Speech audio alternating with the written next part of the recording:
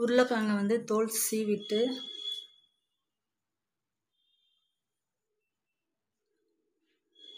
அதை வந்து கட் பண்ணிவிட்டு சின்ன சின்ன பீசஸாக கட் பண்ணிவிட்டு பாயில்டு வாட்டரில் நல்லா கொதிக்கிற வாட்டரில் போட்டு ஒரு 10 மினிட்ஸில் வந்து வேக வச்சு எடுக்க போகிறோம்.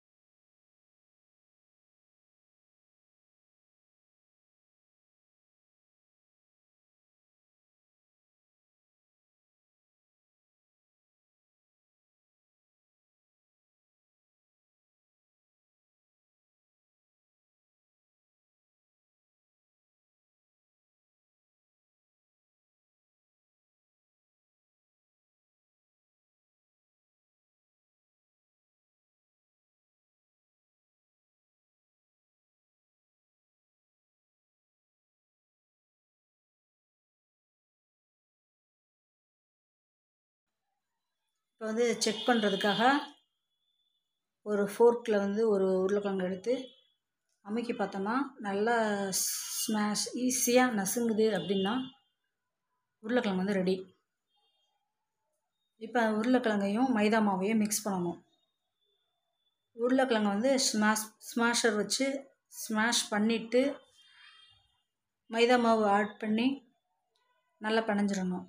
வேறு எதுவுமே ஆட் பண்ணக்கூடாது. உப்பு கூட ஆட் பண்ணணுன்னா பண்ணலாம். அது வந்து கரெக்டாக தோராயமாக போட முடியாதுங்கிற காரணத்துக்காக, அளவு தெரியாதுங்கிறதுக்காக உப்பு போட மாட்டாங்க. தண்ணி சேர்க்கக்கூடாது, முட்டை சேர்க்கக்கூடாது. மைதா மாவு உருளைக்கிழங்கு மட்டும்தான்.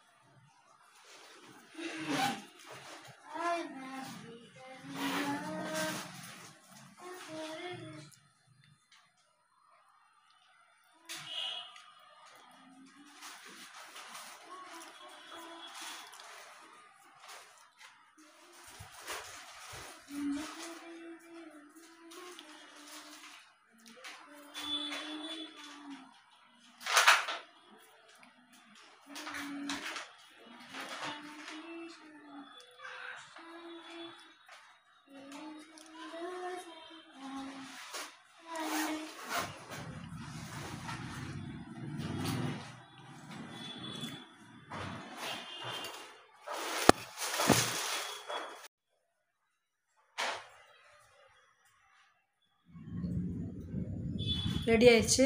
இது வந்து நம்ம ஊரில் ரவுண்டாக உருண்டை பிடிச்சிருவோம். அவங்க அப்படி பண்ணாமல் நல்லா நீள் உருளையாக விரிச்சுக்கிட்டு அதை வந்து சின்ன சின்ன பீசஸாக கட் பண்ணிவிட்டு கத்தியை வச்சு ஒவ்வொரு பீசஸையும் ஷேப் கொடுக்குறாங்க.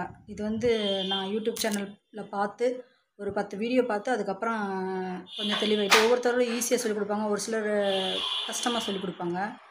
எல்லார் வீடியோவையும் பார்த்துட்டு அதுக்கப்புறமா நான் வந்து எது ஈஸியான மெத்தடோ அதை வந்து நான் பழகிக்கிடுவேன்.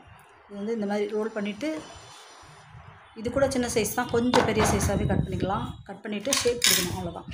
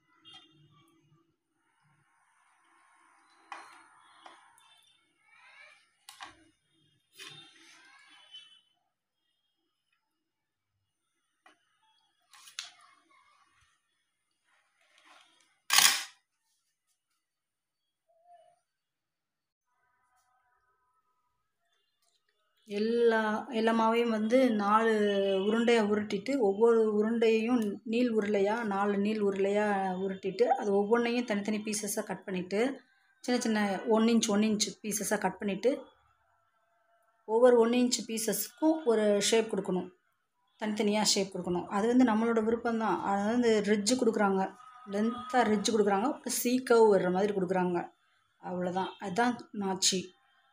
அதாவது கரெக்டாக இந்த இதில் கொடுக்க தெரியலை எனக்கு. இன்னர் லேயரில் இப்போ செஞ்சதில் வந்து இன்னர் சைடில் வந்து ரிட்ஜ் போகுது, நான் அவுட்டர் லேயரில் ரிட்ஜ் வர்றது தான் கொஞ்சம் அழகாக இருக்கும் அப்படின்னு சொல்லிட்டு ஃபோர்க்கில் செய்கிறோம்.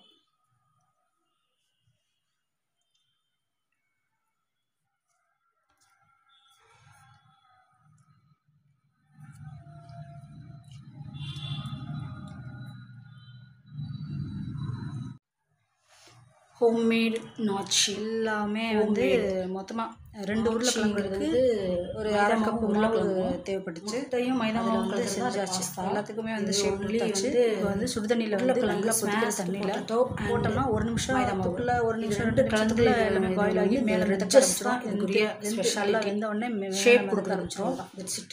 மிதக்க ஆரம்பிச்ச உடனே எடுத்துட வேண்டியதான். குழப்பம் எல்லாரும் சேர்த்துட்டு ஒரு ஷேப்பு ஒரு கர்வேச்சராக கொடுத்துட்டு பாஸ்தாலாம் ரிட்ஜஸ் கொடுக்கணும். அதான் செஞ்சிடலாம் ஸ்பெஷாலிட்டி. நாங்கள் எப்படி பண்ணுவோம்னா, இதை வந்து எண்ணெய் ஊற்றி சுடுதண்ணியில் போட்டோடனே நல்லா மிதந்து வந்தோடனே எடுத்து வச்சுட்டோம்னா வேலை முடிஞ்சிச்சு. அதுக்கப்புறம் எப்பயுமே பாஸ்தா மசாலா போட்டுட்டு டொமேட்டோ சாஸ் கொஞ்சம் போட்டுட்டு லாஸ்ட்டு பாஸ்தாவை போட்டு ஒரு வதக்கிட்டோன்னா காரமும் சால்ட்டும் கரெக்டாக இருக்கணும். அவ்வளோதான். டொமேட்டோ சாஸ் புளிச்சி 2 டிஃப்ரென்ஸ். உருளைக்கிழங்கா முட்டையை வந்து க்ரீன் டாப்பிங் கொடுக்கலாம். கொரியாண்டர் லீவ்ஸை குட்டி குட்டியாக நறுக்கிட்டு க்ரீன் டாப்பிங் கொடுக்கலாம். ஆர்கானா தான் கொடுக்கணுன்னு அவசியம் இல்லை, ஃபெனுக்ரீக் லீவ்ஸ் தான் கொடுக்கணுன்னு அவசியம் இல்லை. Coriander leaves must. நாங்கள் எல்லா டிஷ்லேயுமே கொரியாண்டர் லீவ்ஸ் ஆட் பண்ணிடுவோம்.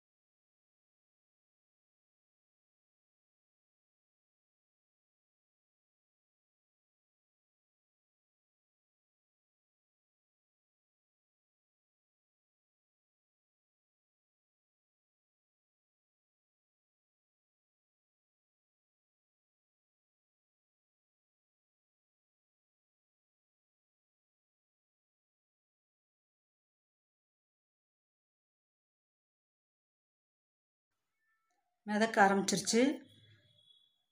நம்ம வந்து என்கிட்ட வந்து ஸ்ட்ரெயினர் இல்லை, ஜல்லடை மாதிரி இருக்கிற ஸ்டாண்டு மிக்சர் மாதிரி ஸ்டாண்டோட ஜல்லடை இருக்கும், அந்த இது என்கிட்ட இல்லை.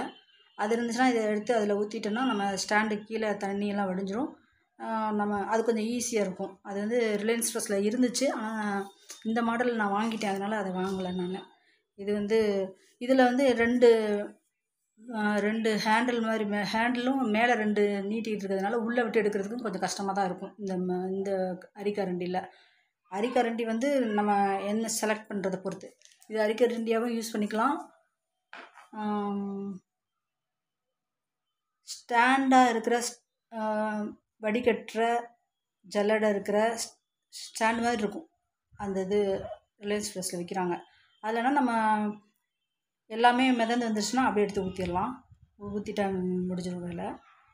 எல்லாத்தையும் எடுத்தாச்சு வெளியில். இனிமேல் it's ready to masala coating. அவ்வளோதான். நமக்கு பிடிச்ச மாதிரி நம்ம மசாலா கோட்டிங் கொடுத்துக்கலாம். மசாலா கோட்டிங் ஃபோட்டோ வந்து கவர் ஃபோட்டோவை வைக்கிறேன், அவ்வளோதான். கரண்ட் போயிடுச்சு. நாங்கள் வந்து டேபிள் லைட்லேயே நாங்கள் இது பண்ணுறோம்.